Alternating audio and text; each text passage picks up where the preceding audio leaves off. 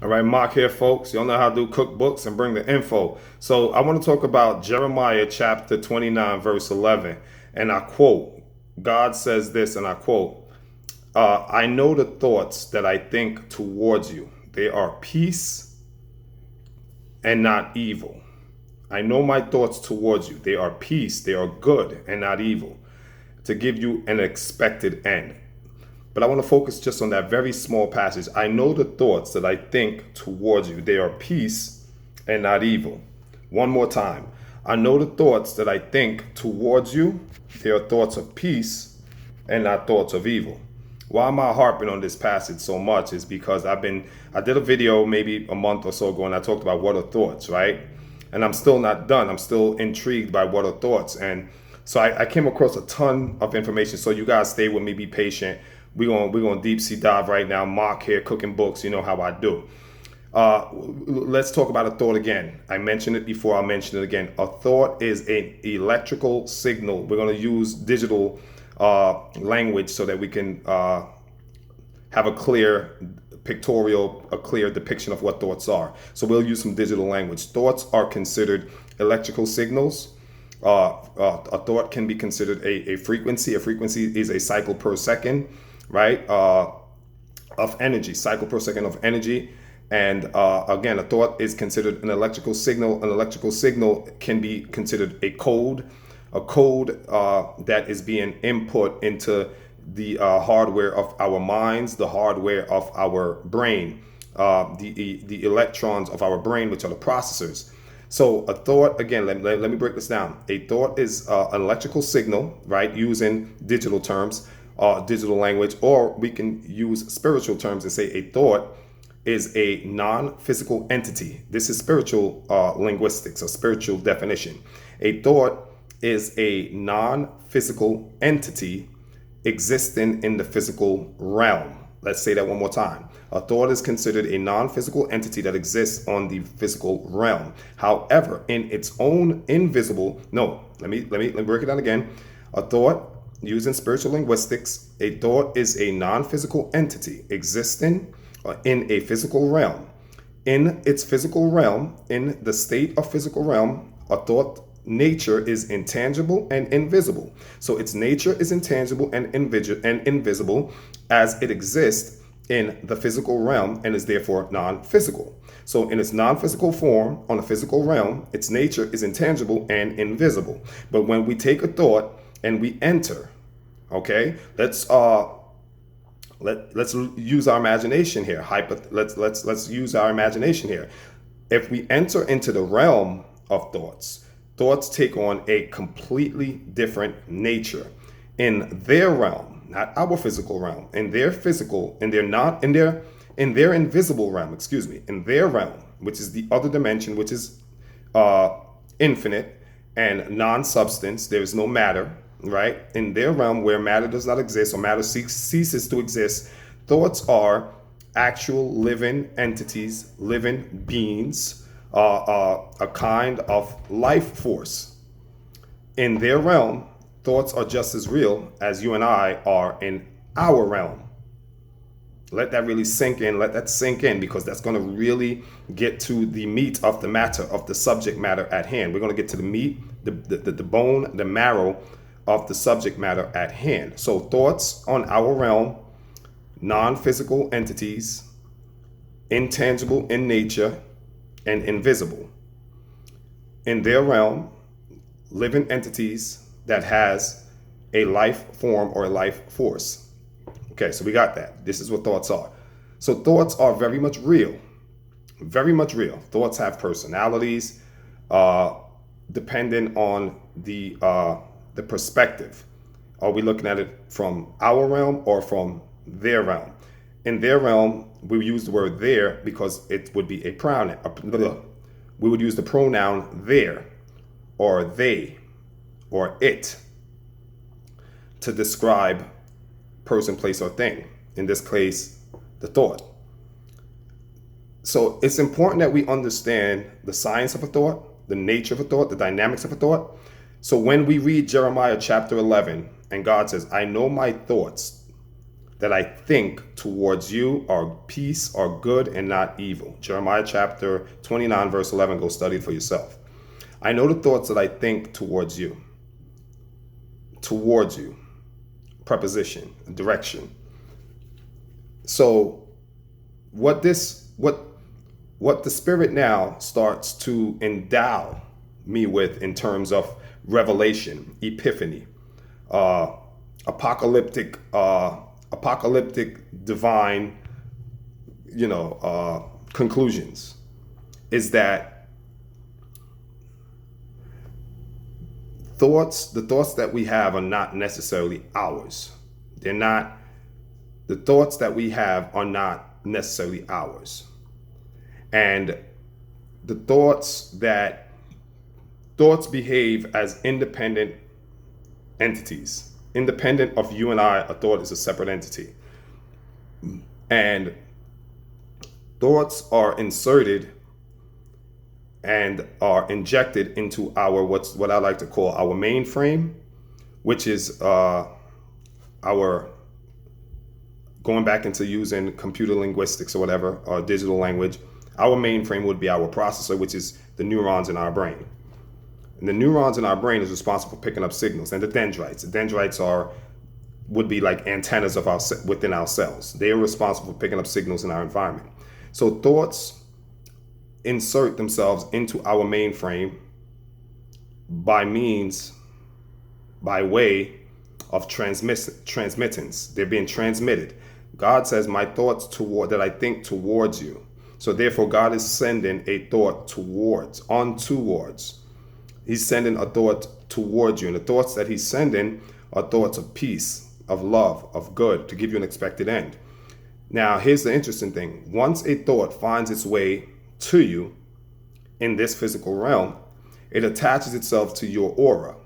Your aura is your energy field that is around you.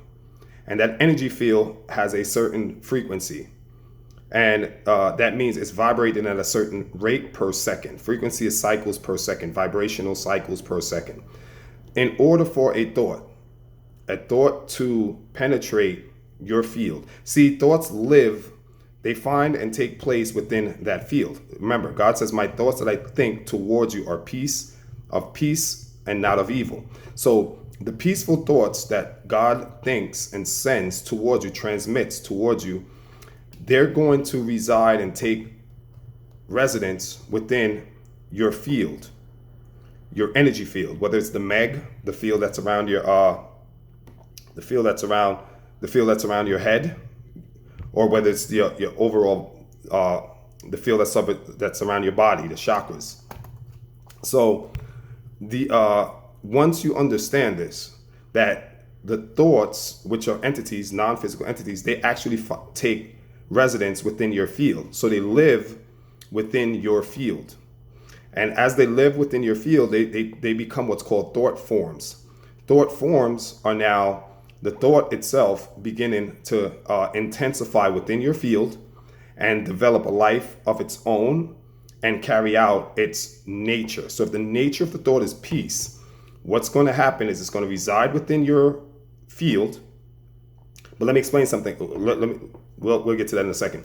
It's going to reside within your field. Once it takes up residence in your field, it's going to become intensified over a period of time as it continues to, because remember, energy that is in motion stays in motion. Laws of motion, Newtonian laws, right? Energy in motion stays in motion, and it intensifies as it stays in motion, because it's in motion. Your field is itself in motion, right? It's called, again, frequency. So once that thought of peace that God says he knows towards you finds its way into your field, it's going to intensify, it's going to solidify, and it's going to manifest. And by manifesting, what I mean, the nature of it is peace. So it's going to manifest peace in your life, whether that means it places you in peaceful conditions, or it brings peaceful circumstances, or it brings peaceful people, peaceful events, peaceful opportunities, peaceful everything. So it will bring and generate everything around you with the goal in mind, which is God's mind, which is peace. So the goal in mind is to have peace upon you from God, and that's the thought he sent to you, that thought finds its way into your field, and then it's going to continue to intensify as it resonates with your natural field and becomes a more intensified, and expands and magnifies. And then by magnifying and intensifying, it's going to co-create with the other entities, the other energies that are around you to bring forth that goal or that objective or its nature. And the nature of it is peace. That's the science of it, the short version of the science of it. Now, what if that thought, the scripture, the same Jeremiah 29:11 says, my thoughts towards you are peace and not evil. So now the question is this: what if someone has an evil thought towards you? Can that thought find its way into your field, take residence, and follow the same protocol and have the same exact end, the nature of it, which is evil? Absolutely. Absolutely. So if a person is thinking evil towards you, right, and they intensify, they concentrate, because they have to concentrate that evil thought. They have to concentrate on it, intensify it, have it as a mantric or which is a mantra, right? A repetitive saying or an incantation that has to do with like spells and all that shit. So if someone is doing that, right, and they send that thought towards you to become a thought form, it's not a thought form till it gets within your field, takes up residence, intensifies, and becomes a life of its own, and has its and produces its nature, which is evil. Here's the thing: your atoms, right? Remember, everything is energy. Everything consists of atoms, right? Which is matter. Your atoms have what's called a valence electron. This is powerful stuff. Valence electrons, valence shell or valence electrons. Think of like a building with different floors, right? An electron needs to go from the first floor to the fifth floor, right? It jumps from the first to the fifth. It's called valence electrons. All right. The further up it goes, the farther it is from the nucleus. But let's not go there. I want to stick on this. In order for it to go from the first floor to the fifth floor, there's a spread between the first and the fifth, which is 4, right? No, let's say the fifth floor has a value of 5. The first floor have a value of 2. Keep it very simple here. Simple math. The fifth floor is 5. The first floor is 2. The spread between the fifth and the first is therefore 3. 5 on the first, on the fifth floor has a value of 5. The first floor have a value of 2. Therefore, the spread, the difference between the fifth floor and the first floor is the numerical value 3. In order for that electron to escape its current state and latch to the fifth floor, it needs to have a resonance or a frequency rate of the difference between both floors. Again, the difference between the fifth floor having a value of 5, difference between the first floor having a value of 2 is 3. If the electron vibrates or rotates or spin at 3, a rate of 3, then it can elevate, it can attach, it can jump from the first floor and attach to the fifth floor. The key word I want you to focus on is attach. But before it can attach, it's called frequency matching, by the way. That's called frequency matching. Before it can attach, it must have the vibratory rate of 3, which is the spread between 2 and 5.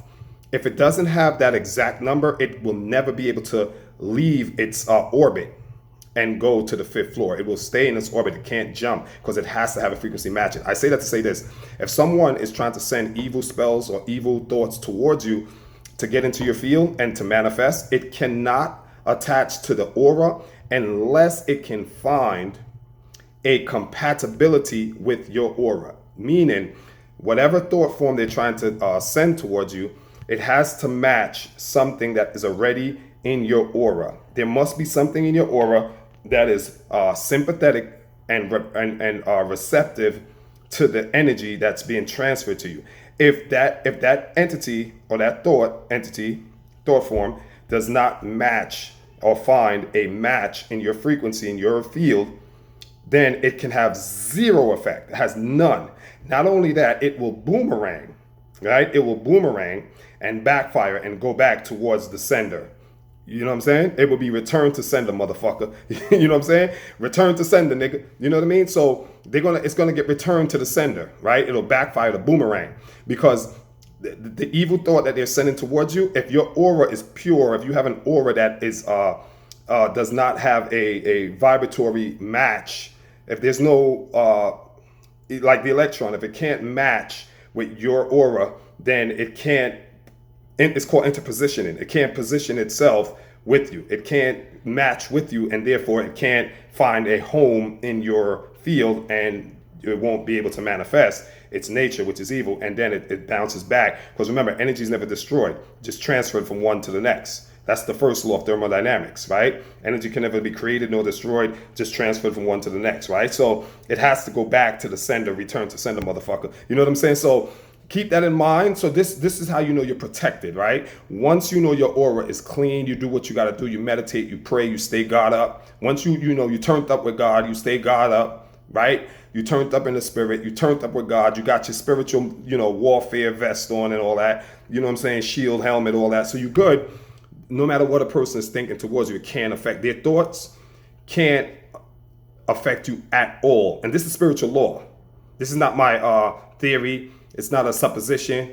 It's not a proposal put forth for consideration, etc. It is absolutism in terms of spiritual laws. Just like electricity. Electricity has certain laws that is just unchangeable, right? Gravity has certain laws that's just unwavering. You can't alter, modify, and or change the laws of gravity, right? It's the same thing with spiritual laws. You can't alter, modify, and or change. Their evil intent or their evil thoughts has to have a match with your field in order for it to take residence up in your field and manifest in its nature, which is evil, and bring you harm.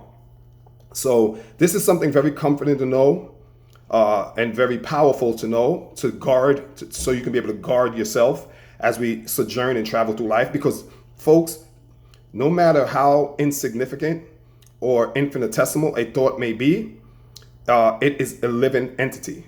Thoughts are very much real, and they're very much alive. They have a life force of their own, broken down to their infinitesimal states, and looking at them through the lens of the occultist type meaning, which means secret or hidden knowledge or code, you find this stuff out. So yeah, I just want to share that with you guys. All right, Jeremiah 29:11, read it and understand the nature of a thought. What is a thought? And therefore guard your thoughts, and also be mindful of your own thoughts. Having this information will let you now know to be mindful of your thinking, because thinking is thought and action. Keep that in mind. Again, thinking is the verb of thought. Thought is the noun, thinking is the verb. So thinking is taking the thought and activating it, giving it activity, giving it gyration and vibration. So if you got to be mindful of your thoughts, because remember, your thoughts, again, if we understand that thoughts have a real nature, a reality aspect in their realm, they're living beings. In our realm, they're invisible,